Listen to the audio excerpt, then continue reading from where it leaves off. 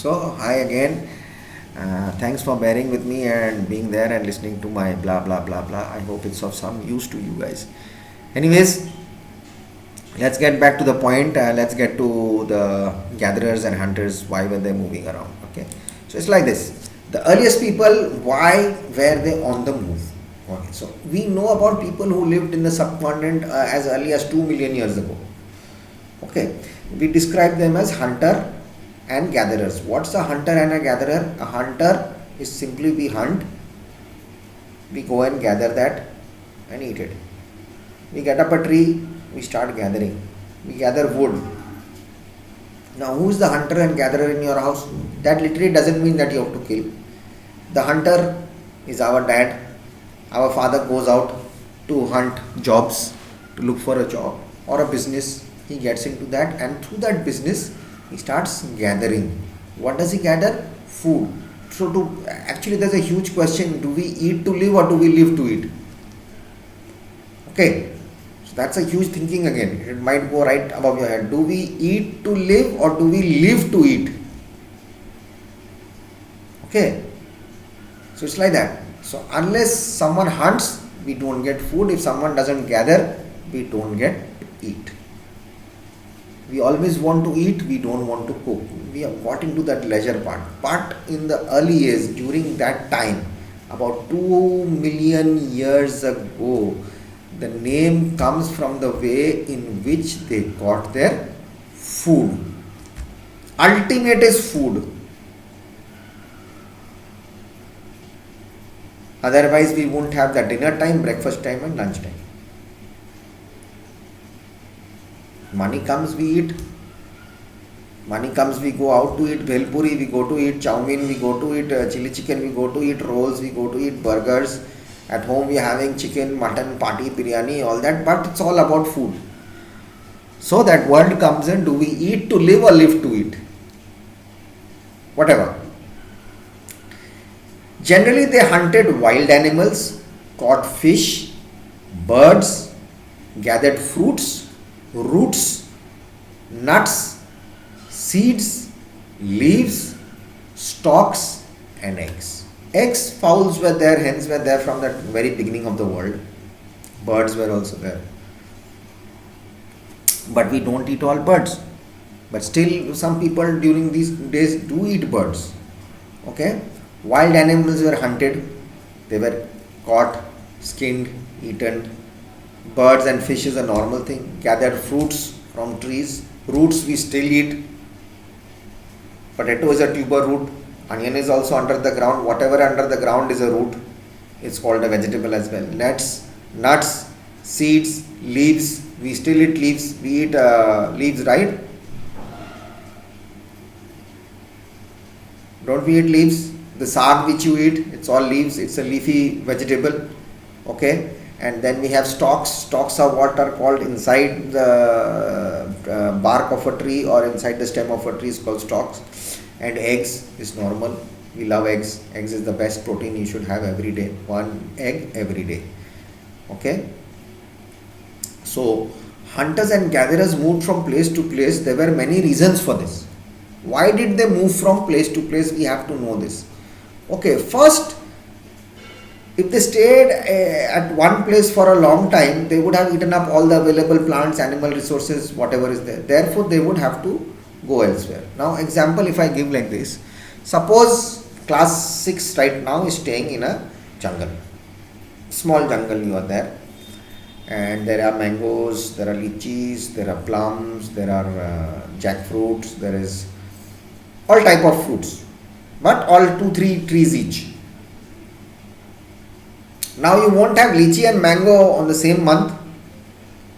It's on a seasonal type thing, right? At that time, no one was taking, we didn't have farmers. Okay, so we didn't have almost everything. So if 10 people are staying in a one small place with the help of 10 trees and little bit of water and little bit of animals are there for hunting, and animals also need to eat food and survive.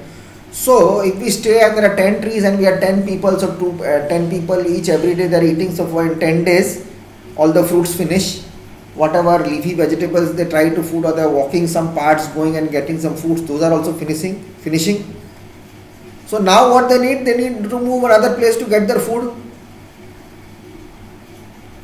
Isn't it? Sometimes what happens? Sometimes we are late to the vegetable market. This the vegetable place from where we buy everyday vegetables, sometimes it finishes. Okay, and then we move to another shop to get it. We go about another kilometer, so we have to move around to get things. Sometimes it finishes, but during that time things were finishing in the jungle, so they were moving from one part of the jungle to another.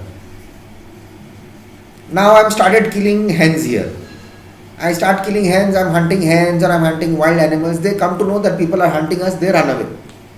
They have to go at the back of them, again make another tent somewhere, or stay somewhere, light fire somewhere and sleep, take care of that place. Main thing is again water. We had perennial lakes, that's 12 months around the year you always have water. Some places you have only during the season, and generally in summer and winter the water dries up. So for that people have to move around, and also animals need water, so they used to drink, so they used to move from place to place according to the season. So secondly, animals also move from place to place either in search of smaller prey, or in case of deer and wild cattle they move in search of grass and leaves. That is why those who hunted them had to follow their movements. Got my point? So even a wild animal needs food. I am going to hunt that wild animal, but that wild animal also eats food, right? So that they have to also move around. So if they once their food finishes from there, if they don't get smaller prey, like a snake eats rat, a tiger eats deer. So if the deer finishes there, the deers run away, the tiger has to go at the back of the deer to find where that person is or where the deer is. Right? You got my point? You're understanding? It's clear. So it's like that. So we have to move around from place to place to make sure we get the proper food and everything is there, and we are able to take care of the people who we are with. Third, plants and trees bear fruit in different seasons. So I just can't stay under a mango tree and think, oh God, today there are 10 mangoes left, tomorrow what is going to happen? So God won't give a mango there. So God has made season wise. So during that season I have to move to another place where that season tree is, where I'll get the plant or that type of vegetable for me. So I have to move. So people may have moved from season to season in search of different kind of plants also. So that was a kind of movement for them, they had to move. Fourth is in search of different kind of, fourth is in different, the main need was for water to survive. People, plants and animals, all three need water. Water was found in lakes, streams and rivers. Many rivers and lakes, as I said, were having 12-month water. They are called perennial water places, water banks. But throughout the year you have water. Others have seasonal. Again, during rainy season only you will have the water. In dry seasons, winter and summer, you won't have. Again, you have to move. So these are the few points people had to move around for. Now the main point is, how do we come to know about these people? Now who gave us this information? In the chapter before this, what did I say? Who is the main cause? What is the main cause of history? How do we come to know history? From the archaeologists. Archaeologists are the people who study archaeology, how to find out about things, how to dig into things, how to excavate things, and how to come to know about them. So archaeologists have found some of the things hunters gatherers made to use. It is likely that people made and used tools of stone, wood, bone, of which stone tools have survived the best. I just had given a small explanation in the last video about this. Suppose there is a bomb blast.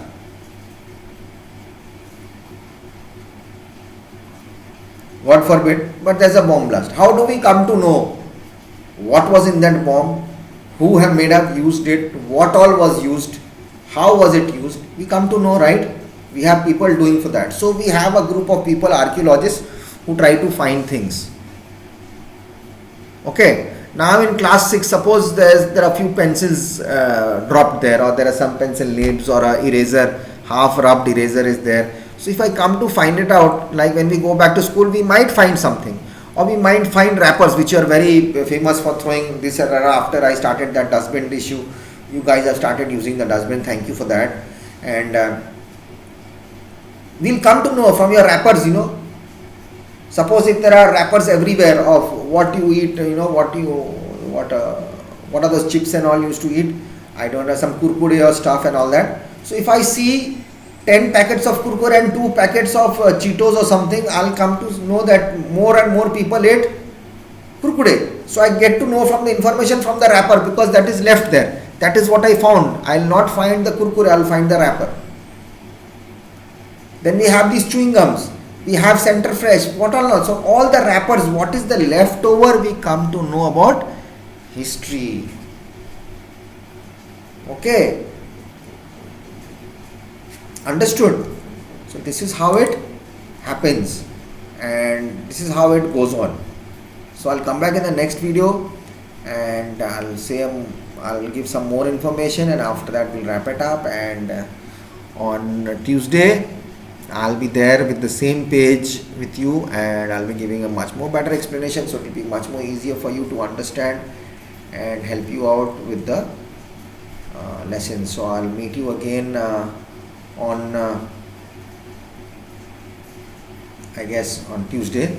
But before that, I'm going to give you another short video for this class on Thursday today as well, so that you can with some little bit more information, so that will help you out, so that we can go a bit ahead and you can learn also. Okay, see you guys in the next video.